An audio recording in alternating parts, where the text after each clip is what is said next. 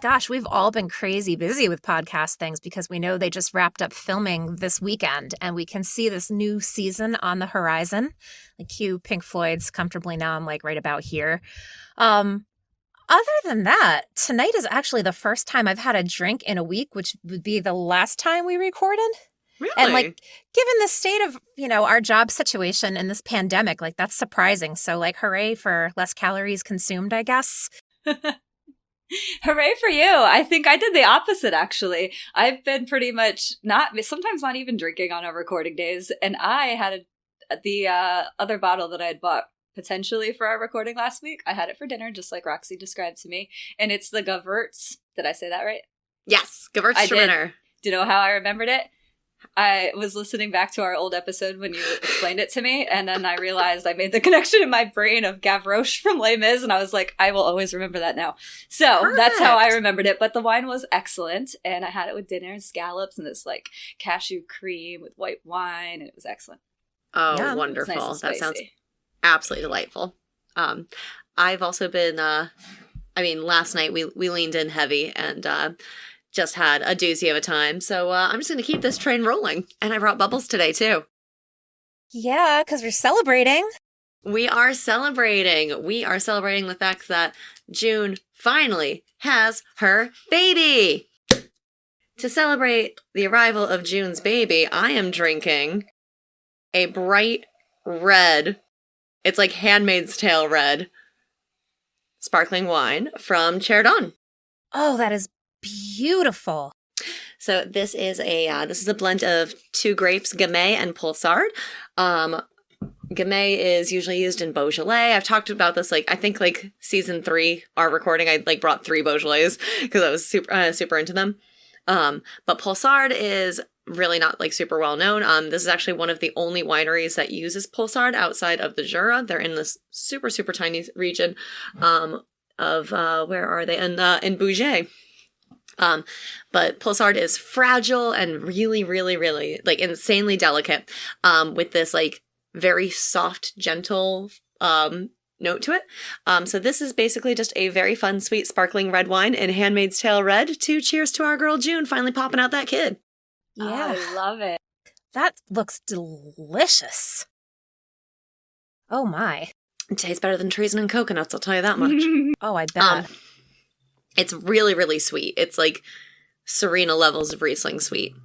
Oh, wow. But it also has a little bit of funkiness to the tail end of it. I'll make sure to bring some next time that we record in person in 17 years. Yes, that sounds awesome. I can't wait. On both counts. I, as usual, went the beer route. I was going to go with champagne at first for the same reasons that Roxy went with some bubbly, because I'm we're celebrating the birth of this baby. It seems like a no-brainer. Let's just go with that. I don't want to think too hard.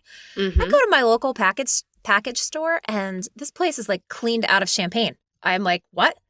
I mean, they had nothing. And I was well, never mind. I guess I'm going to change plans. And I just couldn't find anything that was really ringing true for me until I saw a bottle of Arrogant Bastard Ale. And there's one arrogant bastard in this episode, and we all know that it's Fred. Mm-hmm. And I just felt it was really, really appropriate. It's by Arrogant Bastard Consortia in Escondido, California. And even the description kind of reminds me of Fred. It says, "We would suggest that you stick to safer and more familiar territory. Maybe something with a multi-million-dollar ad campaign aimed at convincing you it's made at an independent brewery, or one that implies that their tasteless seltzer, fizzy yellow beer, whatever the hell will give you more sex appeal. Perhaps you think multi-million-dollar ad campaigns make all that junk taste better. Perhaps you're mouthing your words as you read this." Yes, I am, actually. And I just, the diatribe on the back of the bottle, I just read that and I'm that was written by the biggest douchebag ever. Who's the biggest douchebag ever? Fred. And then for the back half, I think it's the back half. Or no, not the back half. This is just for general use, honestly. In honor of Radio Free America, I have something that represents the U.S. in all its glory, aside from, the indigenous foods that came before us. We've got apple pie. It's baked apple pie lager from Decadent. Marjorie, what's in your glass tonight? Oh, there's a lot in my glass tonight. So, come with me on a little journey here. Oh boy. Okay.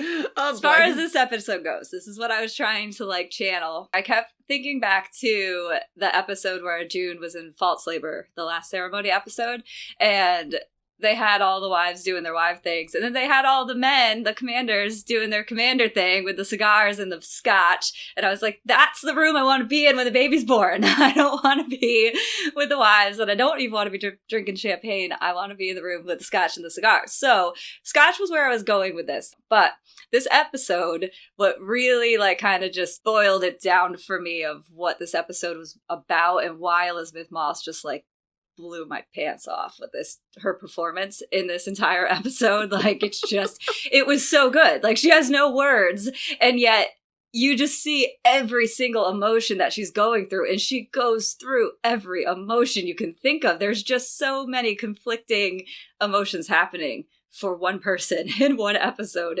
So I needed a drink that was a little complex. Then the lone wolf really jumped out at me. That's the other thing about this episode that I really just like got stuck on when I was watching it. And I couldn't help, like, everything that I thought about this wolf stemmed from the fact that as soon as I saw it, I just thought dire wolf and Nymeria from Game of Thrones. So it kind of like, no matter how much I tried to put that aside, like I just couldn't. I just kept thinking, you know, wolves are packs and wolves should be in packs. And this is a lone wolf and June is alone. And that is, it just framed every way that I looked at that, every scene with that wolf.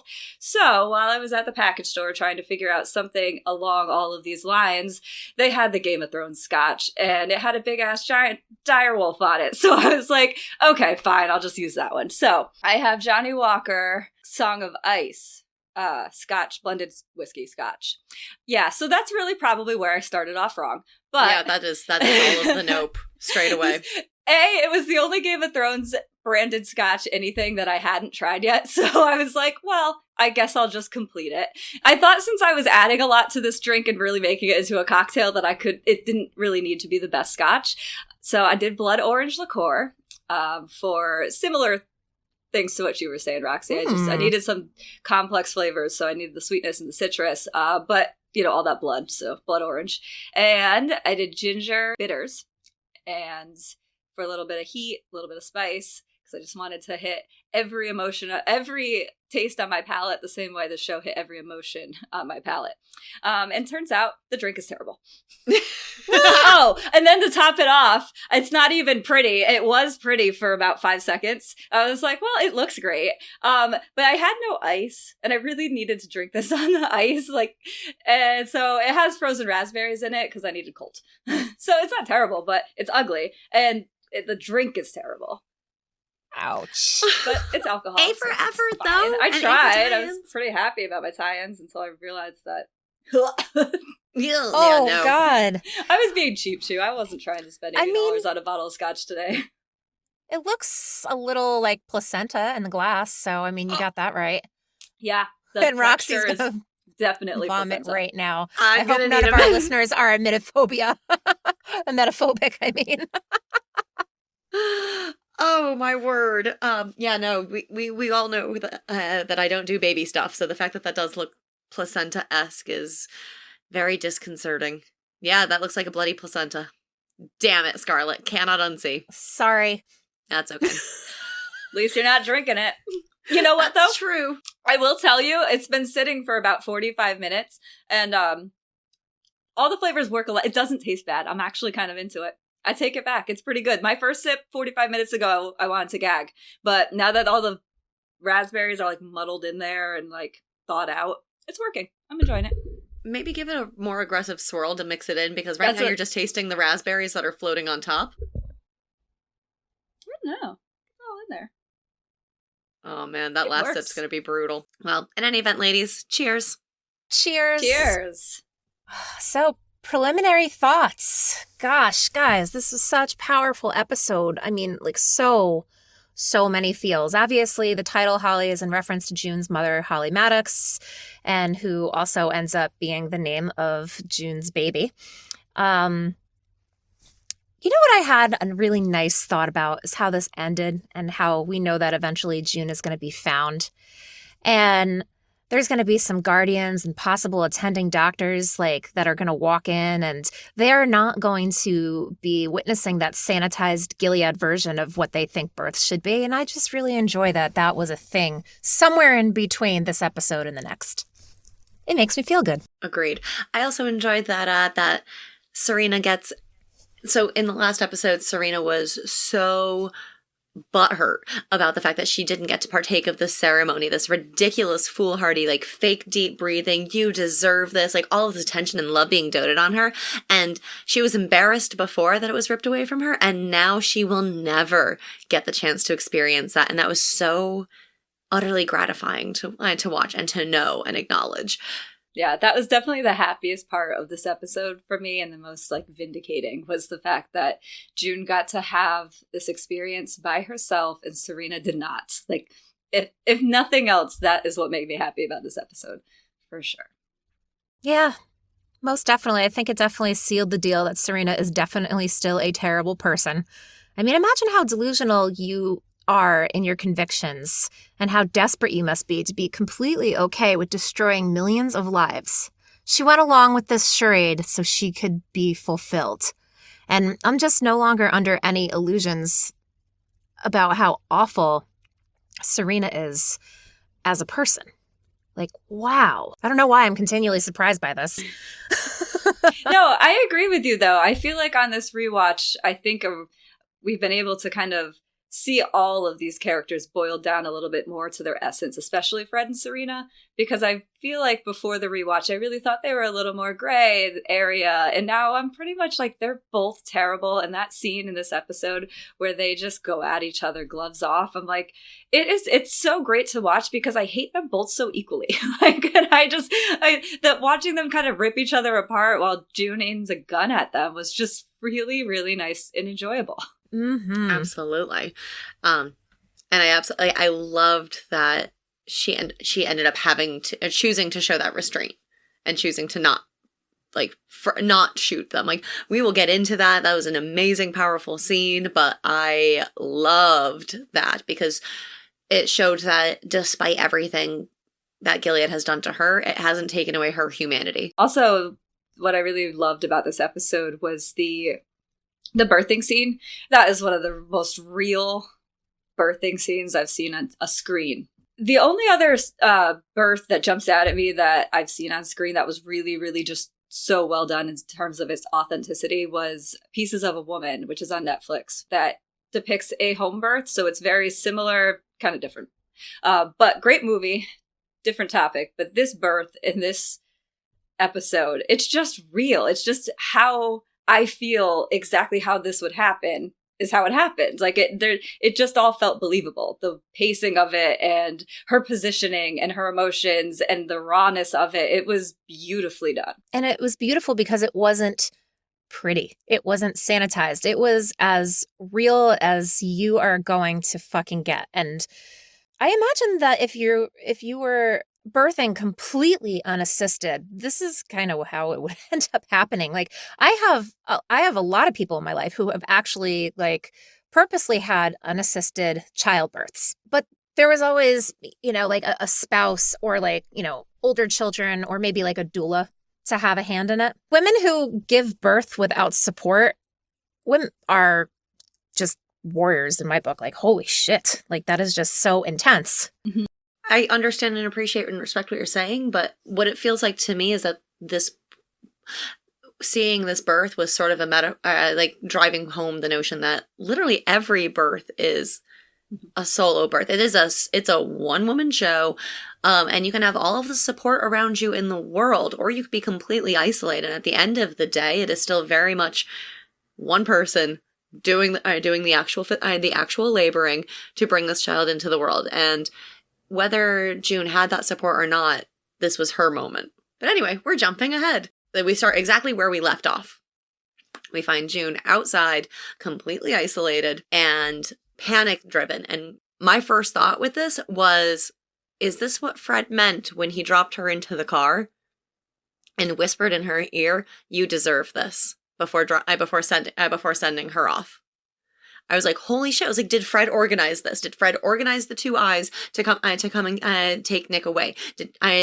What kind of heavy hand did he have in this? Because you have to imagine that sort of thing is going through June's head as well. Like this panic of like, how did this happen? Why did this happen? How do they know where we were? And like running through all of these pained, like panic driven options, that the how, the why, the when, the where. So for me, that was the first thing that popped into my head was, did Fred organize this?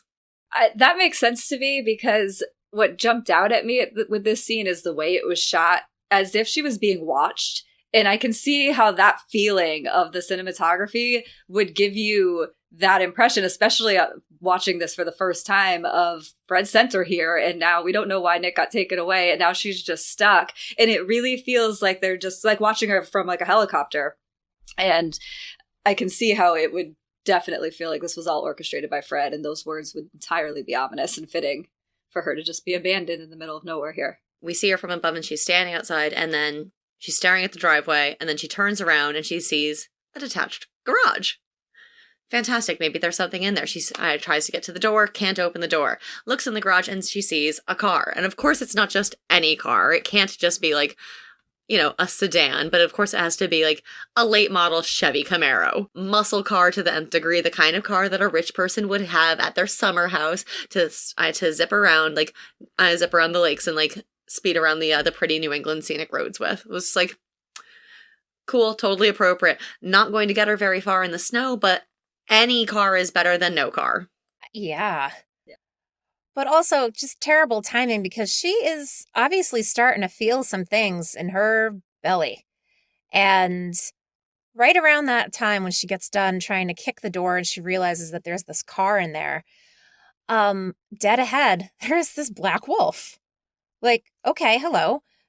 Completely random black wolf in New England. I don't know what the hell has happened since the United States fell. I'm guessing that nature is taking back some land, because wolves are just not a thing around here. We got coyotes and bears coming out of our eyeballs. But a big ass black wolf like that? No, not happening. But black wolf symbolism, I looked that up. It has to do with somebody watching over you, ancestors, loyalty, connection, everything that is present in this episode. It also was a glaring visual that harkened back to Little Red Riding Hood. Little Red Riding Hood being stalked by the big bad wolf. She's left all alone in this house.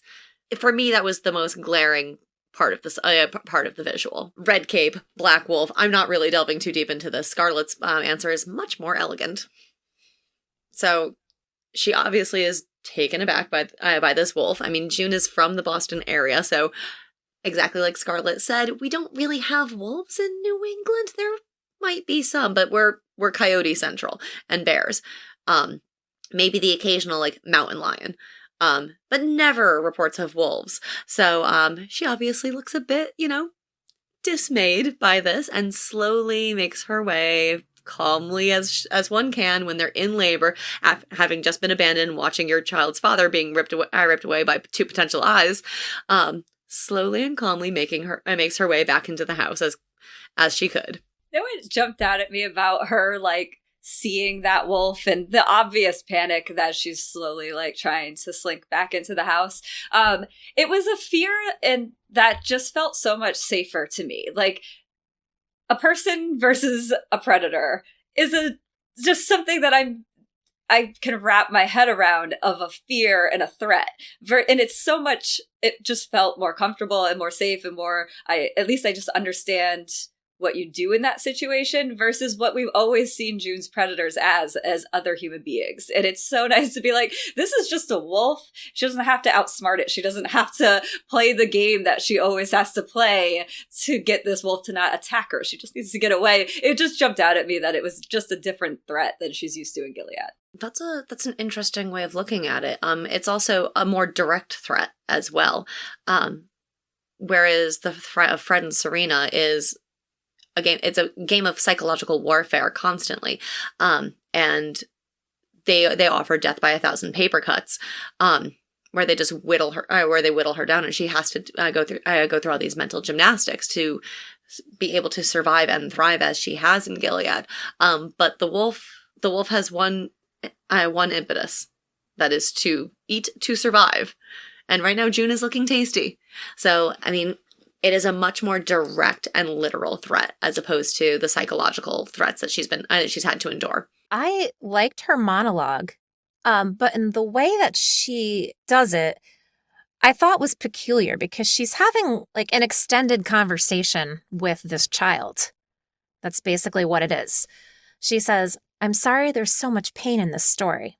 I'm sorry it's in fragments, like a body caught in crossfire or pulled apart by force.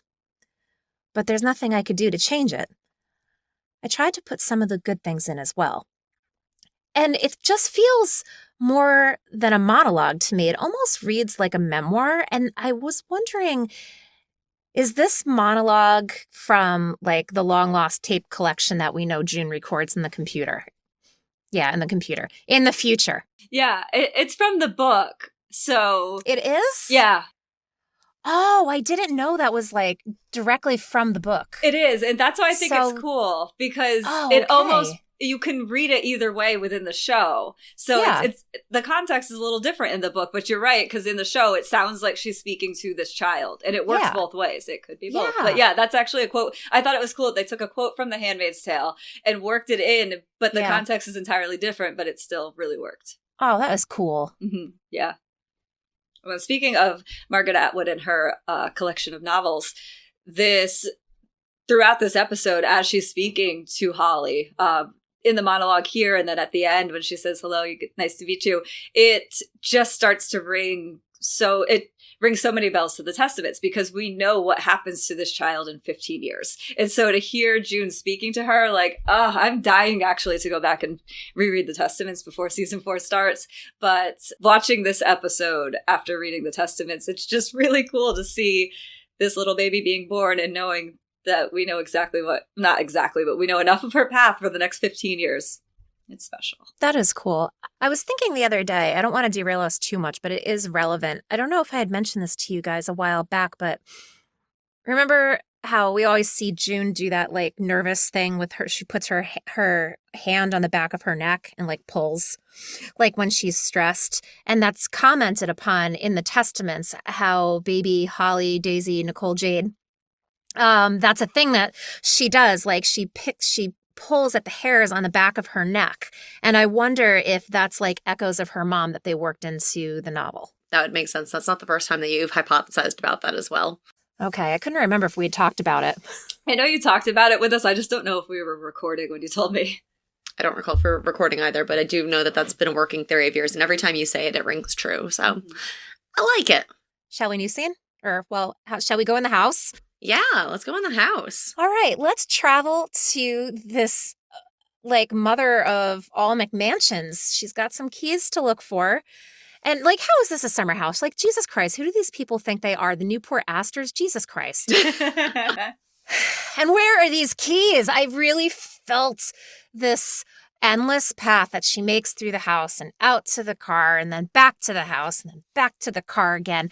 Like, this episode is so very much about like mom life, and that if being a mother, and if that is like one thing that is a hallmark of being a parent, is the constant fucking back and forth of just trying to collect shit when you're trying to leave the house, and how to not forget things, how to not forget children, how to wrangle things. And that's how this whole trek all over this property felt to me, was that exasperation of like, fuck, I gotta go get that too.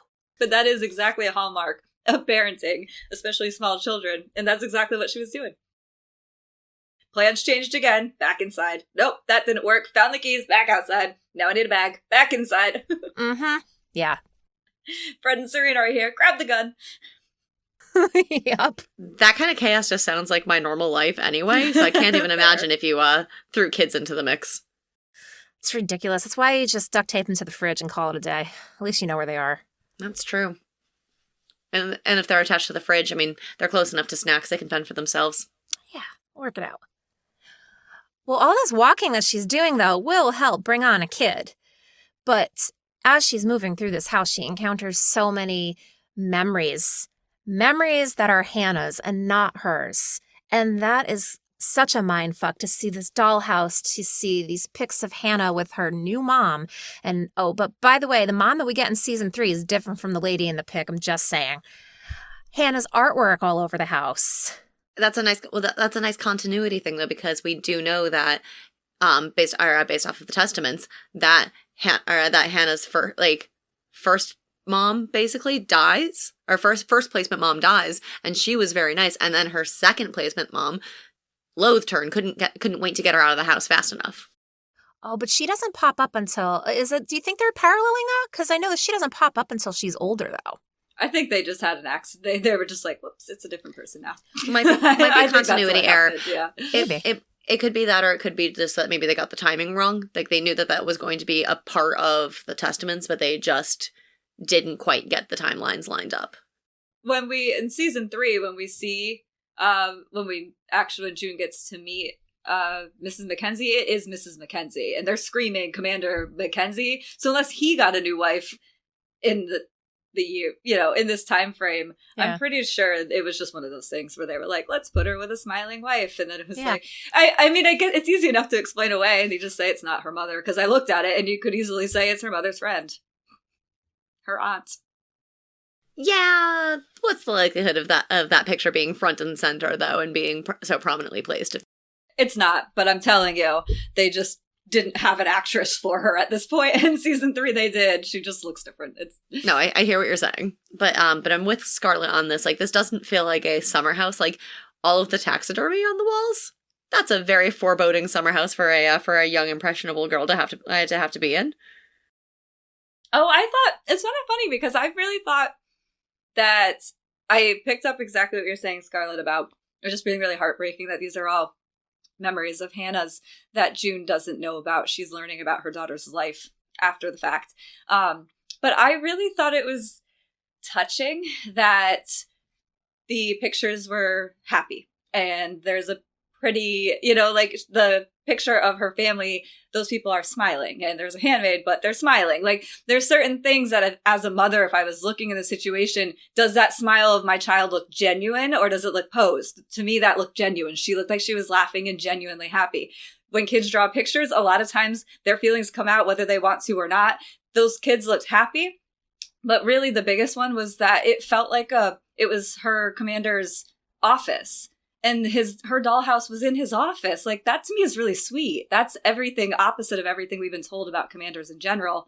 And specifically Agnes in the Testaments commander from the Testaments, that she's not allowed in the office. Women don't go in the office. The men do important things in the office. But to me, it felt like this was Agnes's toys in her commander's office. So that's a very good point. That's cool. I didn't even notice that it was in the office. I'm not positive, but there's the desk. Like, so she's looking for the keys, and it's like a desk with paper clips, and it just felt very office-y. It could be different, but that's just what it felt like. There were maps on the wall, too. I was very interested in the maps because it looked like it represented what was left of the U.S. and, like, different territories and stuff in various stages. So I wish I had a better look at those to see what they meant, because I'm a map geek, and I love that I know. kind of shit. I tried to, and the only guess I could say was that it looked like a progression of Gilead territories. So with like the red essentially being Gilead. And because the first map, there's not tons of red. And then in the second map, it kind of expands in each of the areas. And the third one, you can't see the map fully, but it looks like the entire map is red, which made me think it was kind of Gilead propaganda of like, 2030, we will have the whole continental United States will be Gilead. But I'm not sure. I have no idea. I don't think it was possible to tell what was on those maps from what I tried to see. Yeah. I did the same. I paused it and kept like getting as close to my TV as I could without it becoming pixelated. And it's not particularly clear what they're trying to do with the maps. But Marjorie, I love your theory with that.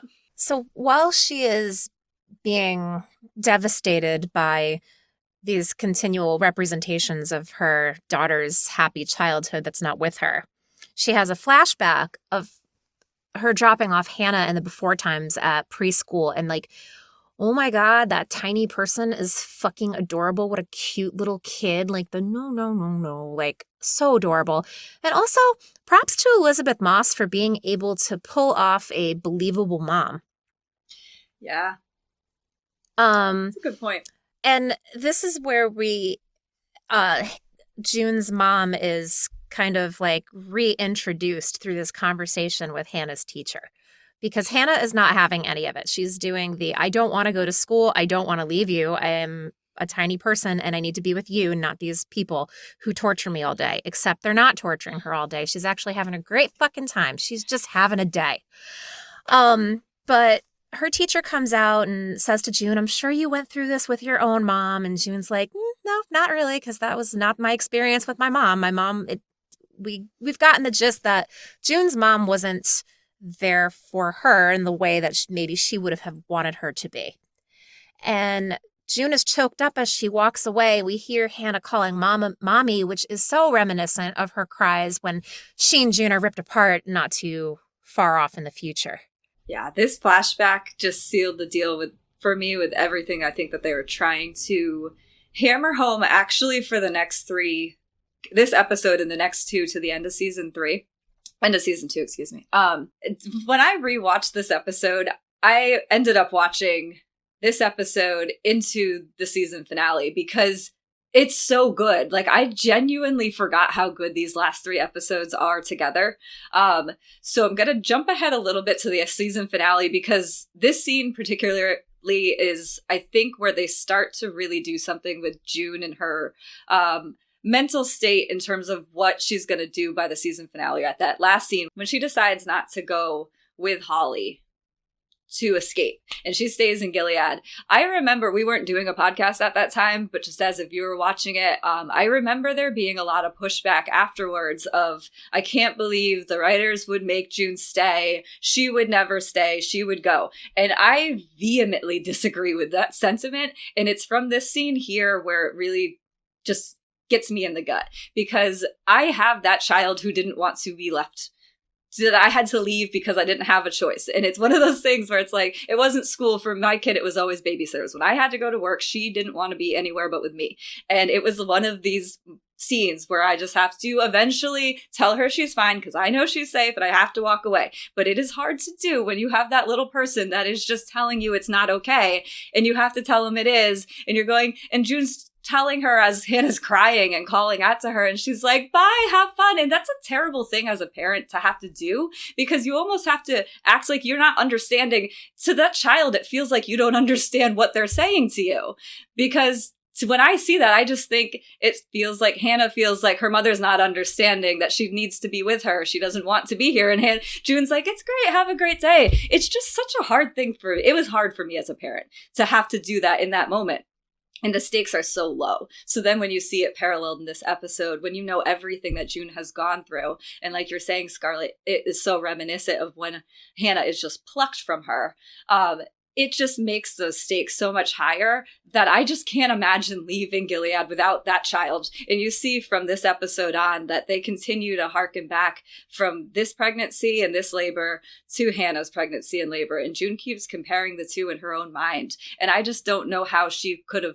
It would have felt untrue to me if she had gotten out of Gilead and left Hannah. I could have made a case for that. I get it. I wouldn't fault the writers if they had chosen to do that. It would have made sense, I suppose. But to me, it's truer to June that she stays. And it's because how could she not stay and fight for that child? I don't know. Just as a mother, I just feel like I wouldn't have left. And I'm glad that they had her stay. Yeah, I remember we had talked about that. That was, I think, one of the things that really pushed us into those first discussions, and like the first the notions of we could actually sit down and like talk about this for hours on end, like we now do, because the three of us talked about that extensively, and I remember agreeing with you on that as well. I do feel like it was more authentic for June to have stayed in Gilead because she knew that that Holly had the exact same chance of getting out with her as she did with Emily. Like, bar none. And if anyone else was going to be able to get her, there would be one of the other handmaids, one of the other women that June knows that has all of the tenacity and all of the purpose and all of the drive to get to Canada, because that's where her partner and her own child are. So if there's ever anyone to trust with getting one of your children out of Gilead, then that's the person. And it makes absolute perfect sense for her to stay behind, because we know that inherently June is going to do everything that she can to protect her children, both of them. So she's already taken care of one of them to the best of her abilities. Now, the only logical thing for her to do is to stay and fight for that for her first. As I'm saying, anyone that disagrees with that doesn't understand June's character. I'm kidding. No, I agree. Because I've seen this same conversation, people getting really pissed off with season 2, specifically the end, because she didn't choose to take that baby and run to Canada. And I'm like, you know what, though? What do we have for a show after that? So is the rest of the show going to be another season of June doing the underground female road up to Canada with this baby? Okay, that's cool. But then it gets kind of Walking Dead-ish. And no. Or is she going to make it to Canada super safely?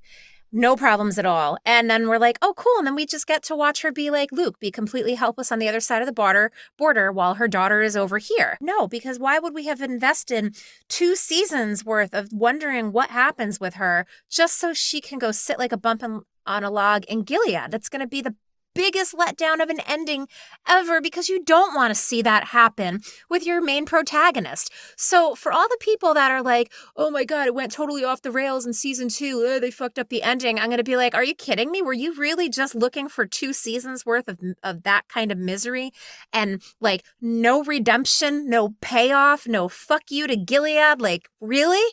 You want to go? You want to do that? Why would you invest your time in that? I wouldn't. As far as I'm concerned, Bruce and company, you guys nailed it. Back in our present episode, she's rifling through. She's in what Marjorie pointed out, and I think you are correct about that being the commander's office, and she finds the keys to the car, and she scurries back out. Wolf's nowhere to be seen. Wonderful news. Goes back into the garage and finds the sports car, the Camaro, and she turns it on, starts tuning the radio, and who do we hear but the sweet angel voice of Oprah in an uncredited role. Right? We hear Radio Free America, and they announce that they're running through like the news, and they're talking about how the U.S. Capitol is now in Anchorage. So that's wild, amazing, great news. I mean, Alaska's gorgeous, so it's received aid from 2 other countries, that the UK has put more sanctions on Gilead as well, and that the UK is planning to raise how many American refugees they're allowing to relocate from Canada, which implies that there are more refugees either flowing in from Gilead into Canada, which is a very hopeful thing to hear. The fact that they're letting them in is also very telling, and it's got to be in response to those letters that made their way to Canada. So, haha. I also really enjoyed the camera work here, because it's very much a literal bird's eye view. And speaking of bird's eye views, we hear a crow making crow sounds. Then we get the view of June through, I don't know what it was. And honestly, it made me wonder if she was being watched.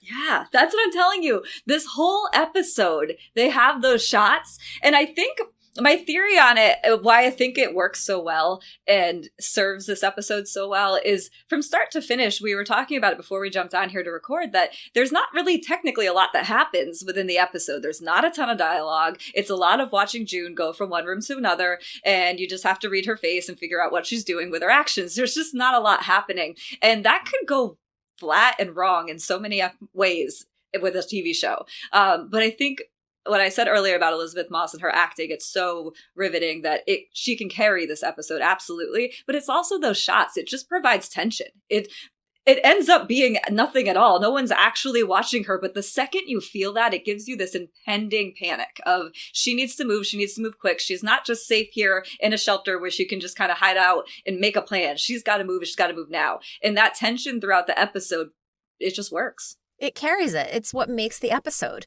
And then it's those little details like, okay, she is being watched through a turret or whatever it is, and it looks like an eye.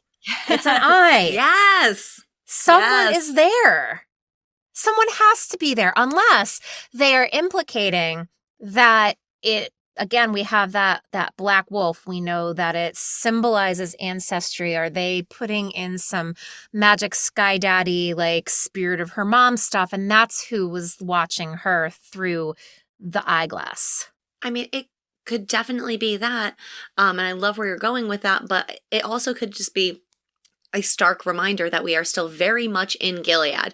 We hear Radio Free America, and we hear Oprah's soothing voice. We hear Bruce Springsteen, but at the end of the day, June is still in Gilead. She still is under the watchful eyes, because they're going to find her until she can get across that border, which we know that she doesn't. But until that point, she's still in Gilead. So I think that that's where that is, I suppose, what they were trying to do there with that symbolism of the eye and that creation of tension, is to be a constant reminder of it, because otherwise, you just have June in effectively a capsule episode, which we love. We love a good capsule episode, but it doesn't do anything to push that, to push that drama and to push that tension that's building. Like, on top of the tension of being very, very pregnant and about to give birth, you also you have to have that constant reminder of that tension of, we are still in Gilead. Yeah, I definitely like what you're saying. It does feel like that of, she could always be being watched, even if she's not technically, because you just never know. Exactly, because it's Gilead. Yeah. Also, side note, since we did bring up the symbolism of black wolves, when we hear that crow, crows are another like a spiritually symbolic animal. They're often considered a harbinger of death, but it's actually more representative of change and transformation. So they're also like usually seeing a crow is a sign of new beginnings. So cool. Yeah, so like hearing that crow right when we start hearing Radio Free America, for me was like that first sign of like June realizing, like, she's not realized it yet, but like that for me is the actual planting of the seed that there is a resistance and she can be useful in it. So that for me was the start of her spiritual Gilead transformation. I'm excited to finish this rewatch and then go back and binge season 3, because I feel like this is the scene where she does start to figure out that there is more she can do within Gilead, which again makes more sense by the end of the season when she does make that choice of, she's not just making that choice for Hannah either. She's also making that choice because she knows that she's more useful within Gilead than out. So I like that you're pointing out that that's what the crow symbolizes, because I did think about that in this episode and in the scene where she's realizing that there is a resistance and she can play a part. Also, side note with the Oprah cameo, I was reading an interview that Bruce Miller had done when he confirmed that it was in fact Oprah, and that they knew she was a fan of the show. So I guess they just reached out and asked her if she wanted to do this little part. And obviously she said yes. But the Radio Free America, it was inspired by free radio of allies of World War II. So that's where they got the idea to even use it to begin with, which I thought was really cool. We keep getting all of these resistance things throughout this series, and I love it. They are really leaning into that resistance representation, and I love it. I think it's at least worth a mention that that in her smooth, silky annotation, the announcer that we know is Oprah. No, also, is it? I love that they don't say explicitly, like, I'm Oprah Winfrey. We just know it's her. So they then say, like, the next tune is to remind everyone who is listening, American patriot or Gilead traitor, we are still here. Stars and stripes forever, baby. And that makes June smile, and it gives her hope. And again, I think that this is further cementing, like, that this is the start of Resistance June. And then Bruce Springsteen's Hungry Heart begins to play. And I'm not, like, that's actually, I think, the first time I really recognized that song. June seems to like it. She's smiling. She's happy. She's rubbing her belly as is that a thing moms do? Yeah, we do rub your that. Bellies? Okay, cool. Is that like a bonding thing? I'm so unfamiliar with this. I don't know how babies work. It's just there, and it's very smooth and round, and you're like, ooh, it's like polishing something. It is. It's firm, too. It's very hard, and it's so protruding. Like, it's just there. It's like a shelf. Yeah, like, you can't not. It's like your hands naturally fall there. It's like the same thing with my hair. Like, my hair just starts twirling. Like, it's just there, so I rub it. Yeah. Makes sense. Cool. Wait, the lyrics are pretty cool though. Did you look at the lyrics at all? I honestly didn't. Oh, okay. So that's what's really cool about this song and why I love that they used it on top of it just being Bruce Springsteen. It's so American. But it starts out with the first lyrics we hear when they start playing it. I guess it starts out. It's the beginning of the song. It starts out with, "I went out for a ride and I never went back." And that's what it is that triggers it in her mind. So she listens and she hears the words and that's when she turns off the car and says, "Fuck it, I'm going to." And I think actually wish I had written it down better. That was the lyric that summarized it best. And I think it starts with, he's talking about leaving his like wife and kid behind. And leaving the kid behind and going for a drive and never coming back is an interesting lyric as well. Because that weighs on her for the rest of the episode, for the rest of the season. I was actually chuckling over the fact that, like, when I remembered that Oprah, it was Oprah's voice that does the ad on Radio Free America. The first thing I thought was like, of course fucking Oprah made it to Canada. She's rich. That's what I thought too. At first I was like, I thought I had the same exact thought process. I was like, she has the resources. She was out way ahead. She's like, you know what? Like, as soon as that, like, that first attack on the Capitol, I'm sure she was like, I'll just go watch this play out from the UK. Like, let me just see what happens here. And that's exactly what happened. That she had the resources to get out. And that is why she is still part of the resistance in Anchorage or somewhere in the Great White North. So the next scene, June's power walking through the house some more, collecting supplies. Smart. I was surprised that the water worked because I was thinking, like, if we're turning the electricity off, we'd also turn the water off so the pipes don't freeze. Just saying, but whatevs. She's got blankets, check. World's least inadequate first aid kit for her particular situation, check. She goes back stairs to pack up some more. And then outside, she's trekking through the snow with this giant-ass pack on her back. I'm very impressed by this because she is, like, in the early stages of labor over here with this 50-pound thing on her back. She chucks it in the trunk, and then she looks down at herself, and she realizes, fuck, I gotta go back because I cannot be wearing this red-ass cloak everywhere that I go. And that's where I started to feel like this whole episode is relatable on so many levels as a parent, because it really was that feeling that I was talking about of like, oh, fuck, I can't leave yet. That resignation. And she goes back.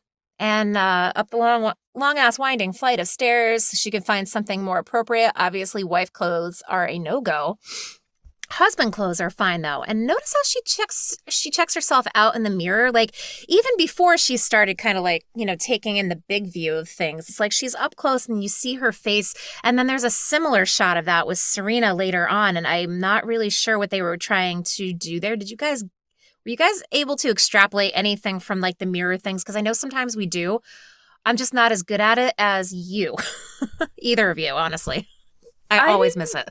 I didn't really connect the parallels between the two different scenes of Serena and June in front of the mirror. But what jumped out at me with June in this moment, and I love how they used it to segue back into the flashback, but I really think what they were going for is just that maybe they didn't do it well enough in terms of reminding the viewers, but there's no mirrors in Gilead. She hasn't seen her body. She hasn't seen herself pregnant. To me, I just feel like that's all it was, wow, she's felt her stomach. She knows how it feels, but then, yeah, to see herself pregnant again, that's going to instantly throw her back into that flashback back. So that's all that I took from this mirror scene with her. With Serena, it just scared the shit out of me because I was waiting for June's face to be there and it wasn't.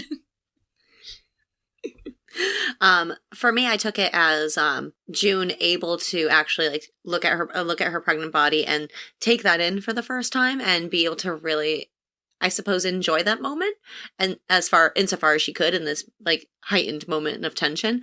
Whereas Serena is looking at herself in the mirror, and I feel like her face showed more resignation that she will never get to experience that, and I feel like she was like almost longingly looking for that baby bump because she's psychotic, and like she probably almost had this feeling that she would look into the mirror and she would magically somehow, by the grace of God, be the one carrying the child. And that's just not what's going to happen because she's struggling with the loss of quote unquote her child in this episode. So anyway, so she goes for husband clothes, and grabs the commander's heavy coat, and like then we get this this flashback to her remembering being extremely pregnant with Hannah, and she's getting ready for a book release party, I think. Yeah, something like that. Somebody's book release. Yeah, some kind of work event. She's like prepping Luke for, these are the people I work with. You're going to see this one. Remember her from the Christmas party. It's some event for her work. She looked adorable in She her little did. black She dress. I really was like, did. you are the cutest little person. Oh my God. Did you guys notice that like the room, their bedroom was wife blue and that lamp in the corner was red like a Handmaid's? And it seems like foreshadowing to me, but I could also be making some shit up, so who knows? But the colors of the bedroom are the same as they have been for like all the wife rooms, you know, at least Serena and Mrs. Mackenzie's room upstairs. That is a thing in that room. But that makes sense because we hear June opining several times that if things had been slightly different, she could have been a wife instead of being a handmaid. If things had just played a little bit differently, if she wasn't an adulterer, if she wasn't a slut, and she does start to buy into that. So it does make sense to have that like that red handmaid's lamp in the background of being like, no, this is where your true beacon is. This is what you really belong. You might paint your walls and dress up nicely, but in the eyes of Gilead, you will never be anything more. That's cool. Yeah. And they do that on this show because we saw in the scene where she's meeting Luke for lunch for like one of their first little like dates, and they have the little girls in the background with the little red jackets on, and we had thought that they were doing the same thing. So it's entirely possible that that's what's happening here. Absolutely. Thank you for bringing that up. I was going to bring that up too. So air high five, same thought.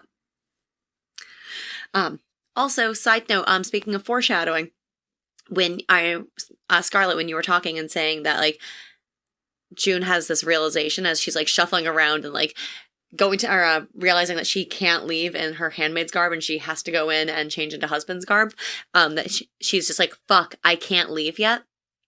Do you sort of feel like this whole episode is foreshadowing for the finale, or for the season 2 finale, where she realizes, fuck, I can't leave yet? No, but that's perfect. She's got a lot left to do. She's got a lot of back and forth left to do. So I think like this is maybe, possibly foreshadowing. I think that you might be right. That makes a lot of sense. I really enjoyed June and Luke's interactions here.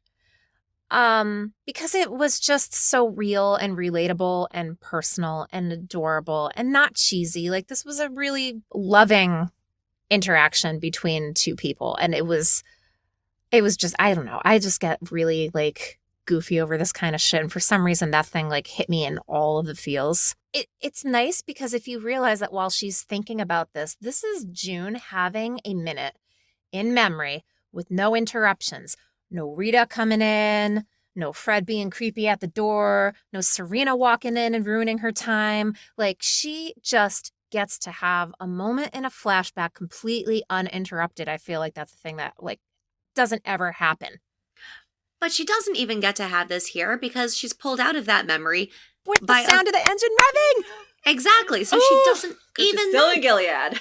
Exactly. She always will. She still has that hanging over her. It's wonderful that she's able to have that escapism and have this rich, intense memory. But at the end of the day, she still is not afforded her, even in this isolated spot, she's still not afforded total privacy.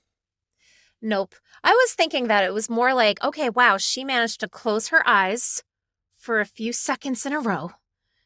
And then when she opened them, it's like, holy shit, nobody interrupted me. That's also another mom thing.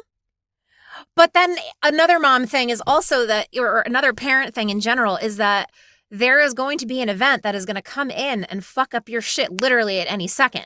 So I feel like in her eyes, she was just really kind of like thinking like, oh, wow, that was nice. That was a nice memory. And she enjoyed it. But then somebody walked in and decided to smear peanut butter on the carpet or, you know, bring their psychopathic husband back to the house in a Mercedes SUV. Wife, but they're both psychopathic. Right? They're both bringing the psycho. Do none of these people know how to drive in the snow? Like, really, what is up with all the engine revving? I'm like, So far in the last 2 seasons, that is a thing. We've got engines revving, and I'm like, it's not necessary.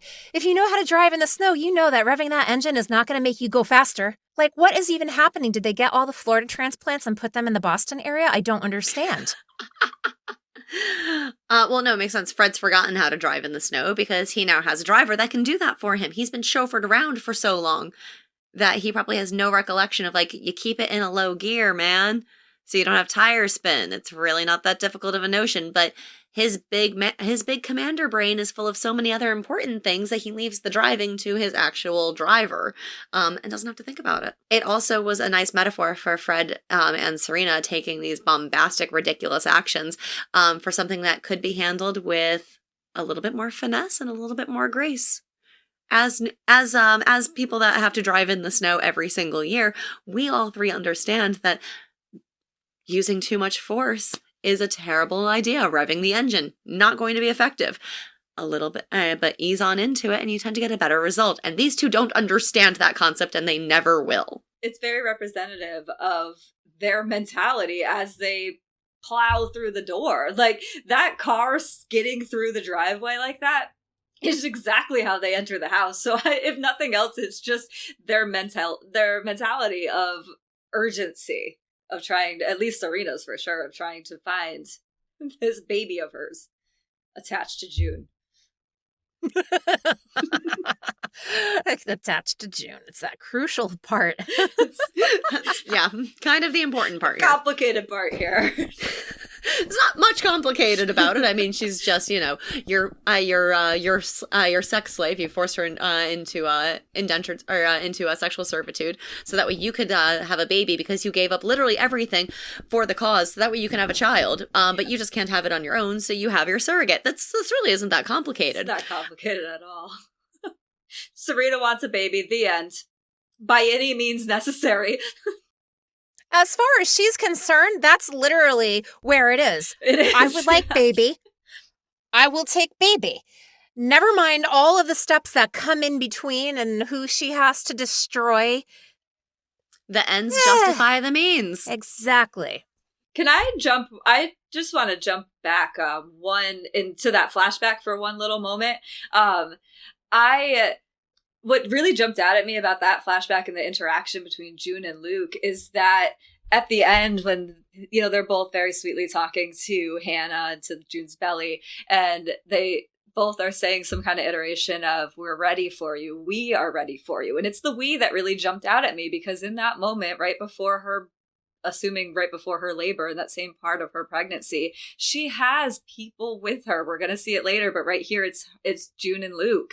And then she has even more support. There's more people. In this episode, she is so truly alone. And that is what jumped out at me at that flashback of that. Yes, it's a very sweet interaction, but it's also very, it made me feel a little bit vulnerable for June because she is so alone. It really highlighted how alone she is in this situation. Not just in this situation, but in Gilead as a whole. And the only sort of lifeline that she had to any sort of sense of normality was Nick, which was a tenuous relationship at best. And now that he's been ripped asunder, she truly is entirely alone. That's a really great point, Marjorie. Oh, I'm sorry. And I'll always be team June and Luke. So I really do love these interactions. They make me warm and fuzzy in the black gaping hole of my heart. So much warm and fuzzy for these two. I'm just like, no, whatever. I don't know. Like Nick, Luke. I think I prefer Luke, but I don't really care either way. They're dudes. And then there was something about this interaction. They were just really a team looking forward to something that was going to be very special for them. And it gave me all the warm fuzzies. It worked. It worked, guys. It worked. It did. Hey, guys, we all agree for a moment. What the hell just happened?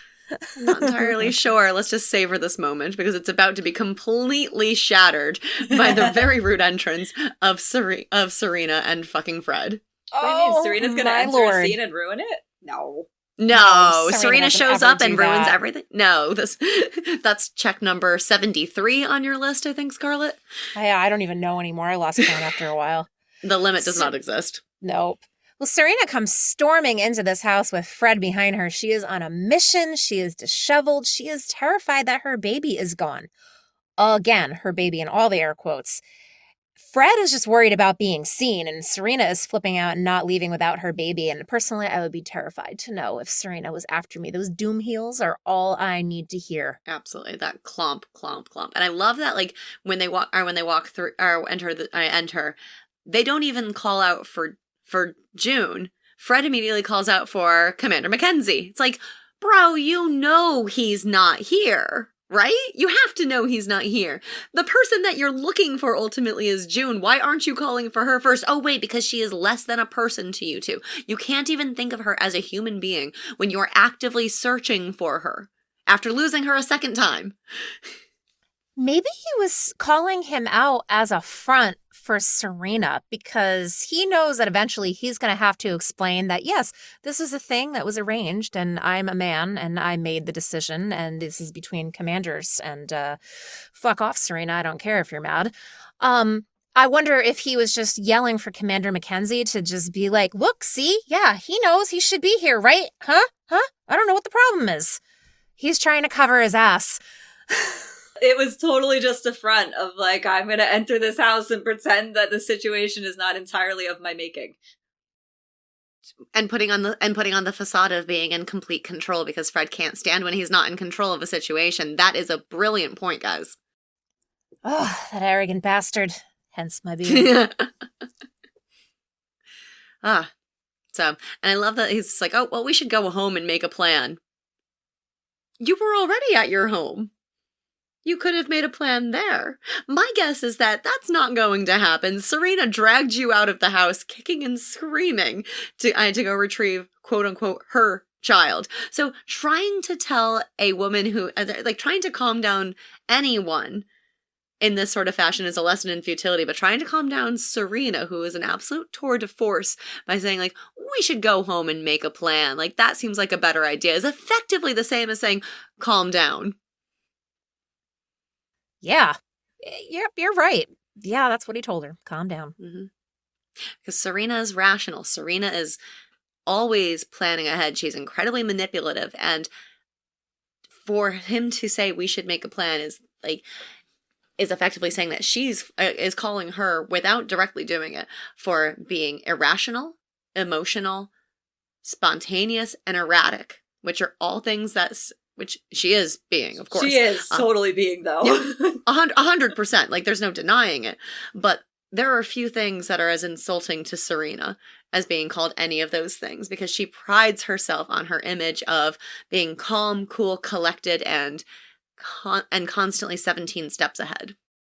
But I feel like, if anything, it was smart by playing that card with her in this moment, because feels like she always needs to be so collected, and she is so out of control in this situation. There is nothing rational about what she's doing. She is screaming Offred. If you were Offred, would you come? In this situation, like, what part of Serena's screaming bloody murder, I'm going to pummel you when I find you, makes you want to be like, oh, here I am. Hey, and there's nothing rational about this plan. And I think Fred knows he's already stepped in it. And I don't think he's really worried about Serena as much as he's worried about how this is going to come back on him later within his work. You know what I mean? So he's just trying to play all his cards right. And he's got incredibly erratic Serena threatening everything he's trying to still hold some sort of semblance of control over, and he's losing control of the situation quickly. And you bring up a good point about Serena, like, doom stomping around and saying, I'm going to pummel you when I find you. Darling she's not thinking about the fact that June didn't have a choice in going. She was told by her commander to get into the car that was being driven by her driver. She was not part of this decision. This is purely of Fred's making, and we see that realization happen in a couple of minutes with Serena. But until she actually makes that realization, like, her anger, and as erratic as she is, her anger is completely misplaced and misguided by her attempt at directing it at June. Well, I think she still blames June. I think she knows at this point why June has gotten away. And I think she knows that Fred, I'm just not sure if you're implying that she hasn't figured out yet that Fred facilitated the whole thing. I think the fact that they're there together, he already came clean about that. He's like, look, I just sent her off with Nick. They'll be back soon, don't you worry. And they just never came back. And that's Serena's panic, and that's Fred being like, ugh. Whoops. No, I'm implying just straight away that Serena's anger at June is completely misguided by, like, when you say to someone, I'm going to pummel you when I find you, that's an implication of that person's culpability. And June legitimately had no choice in the matter. She was just, as so many things in Gilead, is forced into doing something and then having to take the repercussions for it. So that's Serena to a T. Of course she's gonna. That's what she does. She blames June when it's not her fault. Exactly. Everyone needs a good scapegoat. Always. Serena is doom stomping around, screaming unabashedly, completely unwild, trying to find June, saying that she's refusing to leave the house without her baby. She runs upstairs, and that's where she notices that all of the armoires have been uncovered from their winter breakdown. And she notices the ominous red cloak. Well, June's lurking and she's trying not to be found. But this cloak is a clue, and Serena goes flying downstairs. And there ensues the most epic fight that we have seen Fred and Serena have. I just had a thought about that mirror shot that you had brought up earlier, and I was like, yeah, I got nothing. What if when she closes that and she's getting her glimpse in the mirror, we've talked about in the scene how she's just really out of control and really irrational in terms of how she's trying to mitigate the situation. What if she kind of saw herself, had the mirror held up to her face and was like, wait, I am pointing all this fury at Offred when who actually am I angry at? And that's when she turns down Fred, and that's that shift of she stops screaming Offred and starts screaming Fred. That is cool. Yeah, thank you, because I really just felt there was something happening there with that, and it's almost like a light bulb went on. Mm-hmm. And I mean, a light bulb did go on, but that seeing the reflection of that handmade cloak behind her, I think really it was like showing a bull, you know, the red, whatever the red thing is that they wave at bulls. That's all we needed. And she was just like, Fred, your ass is grass. And she found what she was looking for. And unfortunately, it no longer contained her baby as she was hoping. And it kind of confirmed that June isn't, or at least she's wrong, but she thinks that at this point, if the cloak is here and June is not, that she's long gone. And she also doesn't have anywhere to direct her anger but at Fred. I can't think of a better place. Yeah, no kidding. If anyone's deserving of your ire, it's certainly him. Oh boy, it sure is. Oh, I can't wait to unpack the scene that we're about to get into. Oh, fantastic. It's so beautiful. It truly is. And if you want to hear us unpack it, you're just going to have to listen to our breakdown of part 2 of season 2, episode 11, Holly, because we are going to take a break and stretch our legs. Please join us for the second half. Peace out. We'll be back. Bye.